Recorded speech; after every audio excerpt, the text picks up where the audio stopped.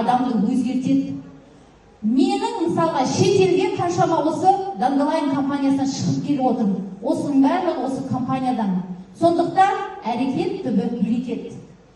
Сіздер компанияға келдіңіздер, я?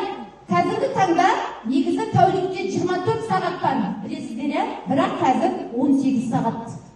Біздің 6 сағатымызды жеп қойған білмей қайда кеткенін. Өздеріңіз солай чувствовать етесіздер ма негізі? Тез өтеді, я? Сондықтан келдіңіздер ма? Әрекет жасаңыздар. Кім жылдам әрекет жасаса, сол жетістікке жетеді. Яғни біздің уақытымыз аз, 6 сағатымызды жеп бара жатыр. 2 күнде уже 12 сағатымызды, 3 күнде 18 сағатымыз жеп бара жатыр. Ручка парақ алып жазып көріңіздер. Сондықтан біздің уақытымыз аз, сол үшін тез әрекет жасаймыз. Дұрыс па? Дұрыс. Сондықтан кім тез әрекет жасайды, уақытты бекер өткізбейді, жетістікке жетеді. Енді осында сіздер жиналдыңыздар, я? Мотивация алу үшін келдіңіздер ма? Не үшін келдіңіздер? Мотивация. Мотивация деген не ол өзі? Білесіздер ме? Ол бір жетістікке жетудің бір процесі. Я? Бәр адамымыздың мотивациямыз аламыз. Әр жерге барып мотивация аламыз. Бірақ та мотивациямыз өшіп қалады. Не үшін? Өйткені оны біз қоректендірмейміз. Мотивация аламыз, өшеді. Мотивация аламыз, өшеді. Сол үшін біз қоректендірейік. Яғни бізге ауа жетіспей қайтып, ауа жоқ болса не істейміз? Булығамыз ғой. Сол секілді мотивацияда, яғни қоректендірмесеңіз, ренжиді екен солай. Яғни булығады екен. Ол қалай қоректендіреміз? Жетістікпен ғана қоректендіреміз. Жетістік.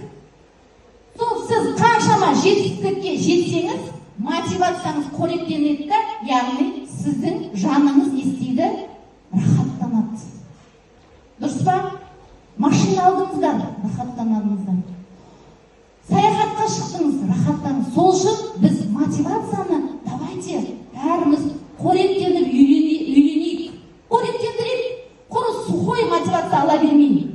Соған бірінші жетістікке жетейік.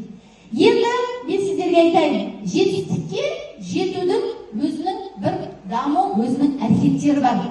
Бірінші жетістікке жету үшін сіздер өздеріңіз сол состоянияға, сол үлкен табысқа, сол үлкен ақшаға ескермеңіз керек, өздеріңіз дайын болуыңыз керек. Өздеріңіз дайын болмай, сіздерге келмейді. Яғни өздеріңізбен өздеріңіз жұмыс жасаңыздар. Бүкіл негативті мидан алыңыздар, яғни өздеріңізді дайындаңыздар үлкен табысқа. Екіншіден, сол жетістікке жетудің физический заты болу керек, көздеріңізге елестетіңіздер. Армандарыңыз білесіздер ғой. Компанияда не алу? Ақмарал ханым, машина алу ма? Машинаны елестетіңіздер физически былай. Машина аламыз дейміз. Қандай машина алуды алған жоқ, просто айтылатын. Қандай машина алуды білмейміз. Дұрыс па? Білетіндер бар ма? Қол көтерсінші. Білесіздер. Білеміз арамнан. Точно. Google-ға жазыңыздаршы, например. Шолпан дейді, Toyota дейді. Toyota'ның сан түрі шығады. Mercedes дейді. Mercedes'дің сан түрі шығады, я? Сондықтан сіздер нақты білулеріңіз керек. Яғни физически затыңызды нақты білсеңіздер ғана сіздердің сол армандарыңыз орындалады. Ол екінші әрекет.